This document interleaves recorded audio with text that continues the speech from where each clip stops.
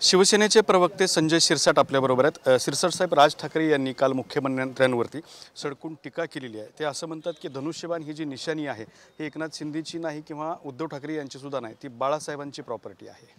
नक्कीच बरोबर आहे। राज साहेबांनी जे काही काल भाषण केलं अत्यंत सत्यवचनी ज्याला म्हणतो आपण, ते भाषण त्यांचं झालेलं आहे।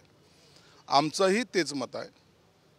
ही शिवसेना प्रमुखांची, हा धनुष्यबाण शिवसेना प्रमुखांचा, हिंदुत्वाचा विचार हा शिवसेना प्रमुखांचा, आणि तो फक्त आम्ही घेऊन जाण्याचं काम करतो आहोत। आम्ही त्यांच्या विचारात घेऊन जाण्यातले एक पाईक आहोत। शिवसेना आमची नाहीच आहे।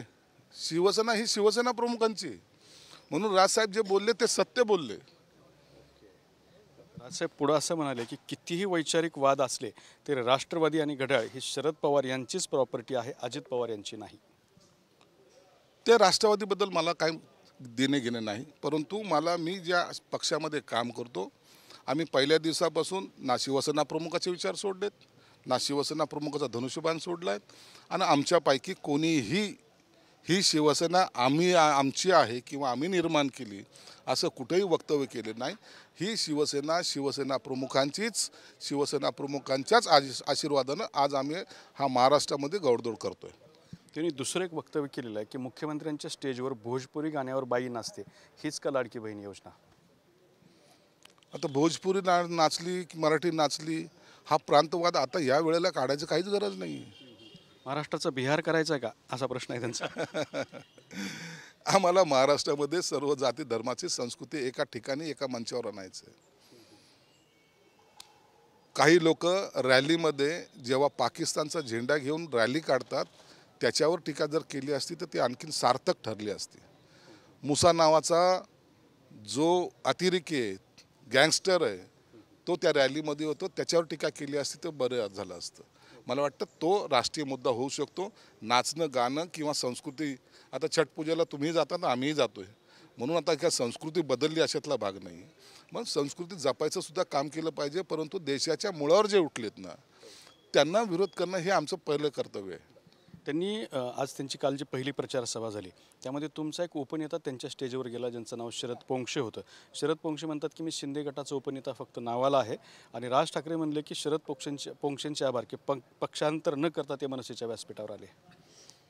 आम्ही राजसाहेबाबद्दल कधी शब्द बोललेलो मला नाही आठवत, कारण की आम्ही विचार किंवा पक्ष वेगळे जरी असले तरी नातं जे आम्ही कुठे तोडायचा प्रयत्न केला नाही। और राजसाहेबच कशाला, आम्ही उद्धव साहेबांना सुद्धा कधी या खालच्या लेवलवर जाऊन कधी बोलत नाही। जे त्यांचे जे आहेत ना सो कॉल्ड नेते जे बोलतात ना त्या भाषेत कधीच आम्ही सुद्धा बोललो नाही। म्हणून संस्कृती जपणं आणि मित्रत्व जपण्यासाठी जर शरद पोंक्षे गेले असेल ते हिंदुत्ववादी विचाराचे आहेत, म्हणून ते गेले असेल तर मला वाटतं ते एक वेगळ्या नात्याने ते त्यांच्या स्टेजवर गेलेत, आणि त्यात आम्ही त्यांना काही गैर मानत नाही। राज ठाकरे शिंदे गटाला सडकून काढतायत, तुम्ही मात्र राज ठाकरे यांच्या सपोर्टिव्ह भूमिका व्यक्त करताय, काय आहे? सडकून टाकण्याचं काय भानगड आली? वैयक्तिक काही बोललं असतं तर त्याला उत्तर दिलं असतं, परंतु त्यांनी सत्यता मांडलेली आणि ती सत्यता आम्हाला ॲक्सेप्ट आहे। शिवसेना ही शिवसेना प्रमुखांची, धनुष्यबाण आहे शिवसेना प्रमुखांचा, त्याला आम्ही थोडी ना करतोय, त्यांचाच आहे। फक्त त्याचे शिवसैनिक म्हणून आम्ही त्याला पुढे चालवतोय। जे लोक चुकीच्या मार्गाने गेलेत, जे काँग्रेस आणि राष्ट्रवादीच्या मांडीवर जाऊन बसलेत, ज्यांना सिल्वर ओकचं बद्दल प्रेम आहे, त्यांच्या विरोधात आम्ही आहोत। शिवसेना प्रमुखांनी शिवसेना तिकडे घेऊन जायला नव्हती सांगितली, म्हणून ती आम्ही आमच्या हातात घेऊन त्यांचे विचार पुढे नेतोय। मुख्यमंत्री म्हणाले की 2.5 वर्षाचा हिशोब द्यायला मी तयार आहे, तुम्ही द्यायला तयार आहात का? आणि लाडकी बहीण योजना बंद पाडण्याचं षडयंत्र केलं जातं, जर लाडकी बहिणीसाठी मला जेलमध्ये जावं लागलं तर मी तयार आहे। लाडकी बहीण योजना आणली, नागपूरच्या खंडपीठामध्ये काँग्रेसचा कार्यकर्ता कोर्टात गेला, हे उधळपट्टी करतात म्हणून। मुंबईच्या हायकोर्टामध्ये एक जण गेला, उधळपट्टी करतात। हे दोन्ही कार्यकर्ते कोणत्या पक्षाचे आहेत? म्हणजे एखाद्या बहिणीला जर काही योजना आणून जर तिला सपोर्ट होत असेल त्याच्याविरुद्ध हायकोर्टामध्ये जाणारे कोण? आणि म्हणून यांना प्रयत्न त्यांचा असा आहे की ही लाडकी योजना जर बंद झाली तर ह्याच्या लाडक्या बहिणी ज्यांना आम्ही म्हणतो, मुख्यमंत्र्याची लाडकी बहिणी योजना, लाडक्या बहिणी आहेत आमच्या, या 2.5 कोटी आमच्या भगिनी आमच्या विरोधात कशा उभे राहतील याचा त्यांचा प्रयत्न आहे। म्हणून आम्ही ही योजना ना बंद पडू देणार, ना कोणी बंद पाडायला आला तर त्याला कायदेशीर उत्तरसुद्धा देणार. मुख्यमंत्री हिशोब द्यायला तयार आहेत, त्याबरोबर हिशोब मागतायत सुद्धा. मुख्यमंत्री कधी ओपन कार्ड आहे त्यांचं, बिंदास कार्ड आहे त्यांचं, कधी तुम्ही हिशोब मागा देऊ. आम्ही घरात बसून हिशोब करणारे नाहीत, तर जनतेला हिशोब देणारे आहोत. म्हणून त्यांच्यातला आणि आमच्यातला फरक आहे. आमच्याकडे इनकमिंग नाही, आमच्याकडे आउटगोईंग आहे. आणि ते आउटगोईंग सगळ्या महाराष्ट्राने पाहिलेलं आहे, अनुभवलेलं आहे. माहीमच्या ज्या काही घडामोडी घडल्या त्यानंतर सरवणकरांना राज ठाकरेंनी भेट नाकारली. ही भेट नाकारल्यानंतर सरवणकर म्हणाले की राज ठाकरे आदराने बोलले असते तर त्यांचा सन्मान राखला असता.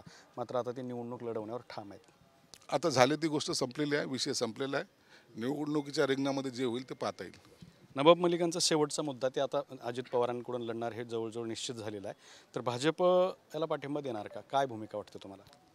भाजप काय भूमिका घेईल ते त्या पक्षांच्या नेत्यांचं असलेला निर्णय असेल, परंतु आमचा नवाब मलिकाला पाठिंबा नाही. तर हे होते संजय शिरसाट. नवाब मलिकांना पाठिंबा नाही हे त्यांनी स्पष्ट केलेलं आहे. कॅमेरामन अमित अडेसोबत दत्ता कानवटे, TV9 मराठी, छत्रपती संभाजीनगर.